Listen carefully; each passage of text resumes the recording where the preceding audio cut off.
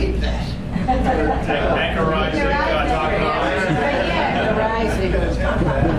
I'll be watching that. So that is so remarkably humbling.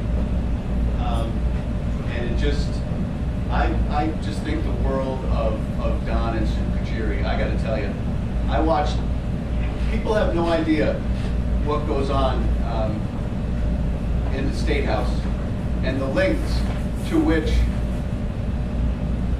you know, quite frankly, the special interests and the politically connected, insider will go to get what they want and to get money out of this system. Your money, taxpayer money. It's the state doesn't sell anything. That was the governor's refrain to the legislature all the time. We don't make anything. There's no widgets at the end of the day.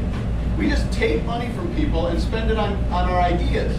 When your ideas stink, you're misspending people's money. And quite frankly,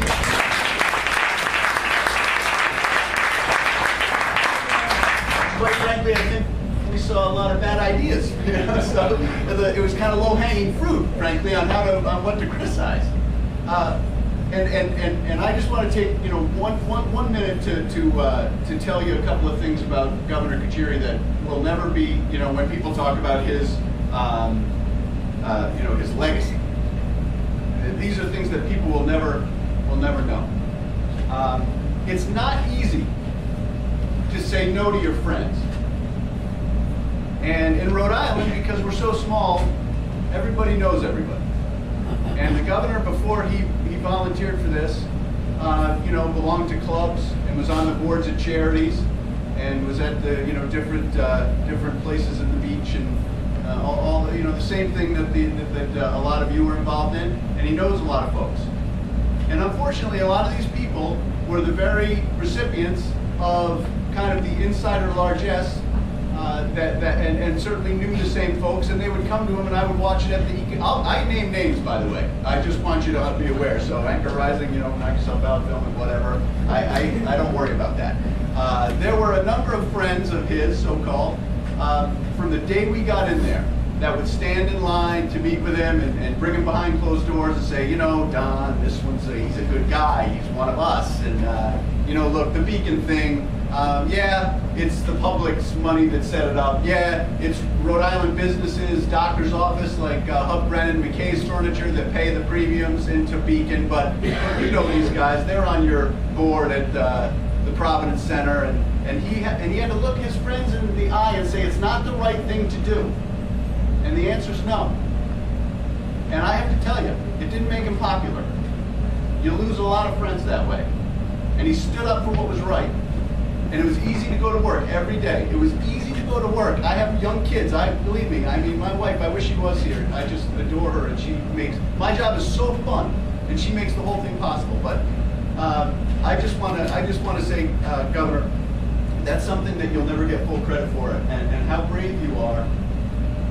I learned so much from being around you that I hope I remember, as I kind of go into whatever careers and options things take me in the future. I don't know, but I've been so lucky to know a man like him and to serve him. And I could go into a number of different things, and I won't waste your time on it. But the two of them, Don and Sue Kucheri, are two of the most brave, hardworking, energetic, and optimistic people I've ever met. And it's the only way to go through life. The only way. They don't sit around and worry about yesterday. It's about the future. And I adore the two of them, and I thank you for giving me this opportunity. Without you, I would have, I don't know, I'd be doing closing somewhere. So thank you very much.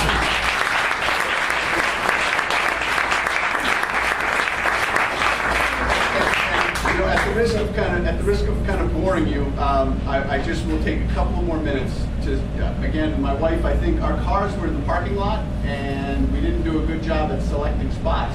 So the water was up to the running board, I guess. I don't know, in North Kingstown we have a better seawall system. I don't know if you charged it, but it was, so I think she had to get the car out of here. So I just wanted, with her not here, somebody who will see her later, maybe you could pass this along. And I'm the luckiest guy in politics.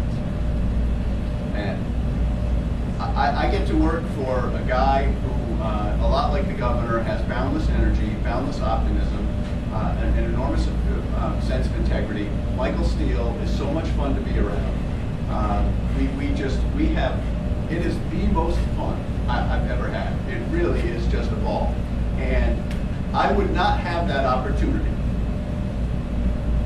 And by the way, it's right place, right time. Okay, I'm no genius. I knew some people, relationships being what they were, I ended up with this job. And it's the right place at the right time and so much fun. And without people like Mr. and Mrs. Flood, who encouraged me to get involved and introduced me to people who, introduced me to Jim Taft, who introduced me to Don Kachiri. Without people like Marge Garland, when I came along, who, stuffed envelopes in the basement and said, this is how you do it, Ken. This is who's on what town committee. And Jim Bennett is better known, but you've got to introduce Don Kachiri to the following 20 people this month. Without people like the Comptons, I'm going to miss some names, and I'm sorry for doing that, but in the interest of kind of brevity, I'll cut it short at that.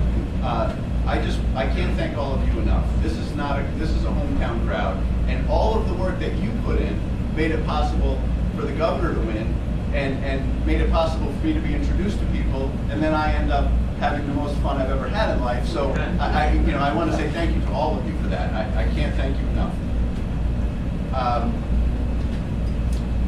I'll talk a little bit about some of the parallels that I see at the national level and the state level, and then I'll talk a little bit about kind of where we are as a national party, at least in my view anyway, for what that's worth. There's a lot of smart people who have different opinions, and they're entitled to that, and I'll give it mine, and then we'll go from there.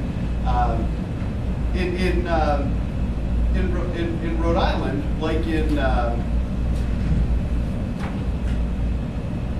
at the national level, I jotted some notes down here, and I want to find them real quick.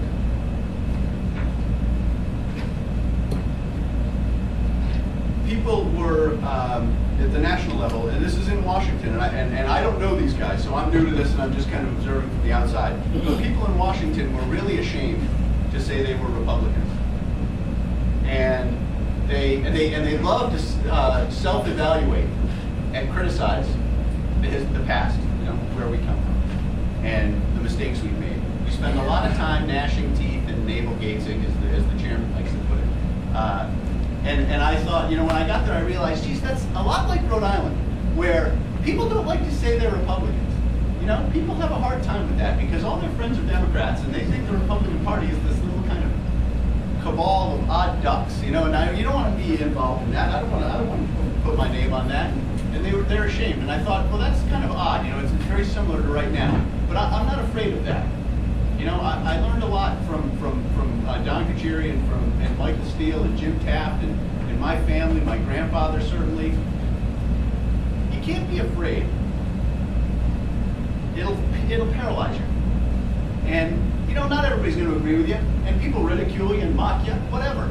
I have my own thoughts on things, and I'm going to say what I think. And I'm going to take my swing at it. So, and I hope, that's what we do every day. But it's something that is not dissimilar at the national level with what you experience in Rhode Island every day. So don't think for a minute that you're alone in this thing. Don't think for a minute this is just Rhode Island, boy. It isn't. It's nationwide. We have trust to gain back from people. And it's possible. And it's working. And I'll go through some of the numbers. You'll see it. There's such encouraging news on the horizon. It's right there for us to take, because America is remembering right now what Democrats do when Democrats have all the power. They're seeing it firsthand. Big government, big programs.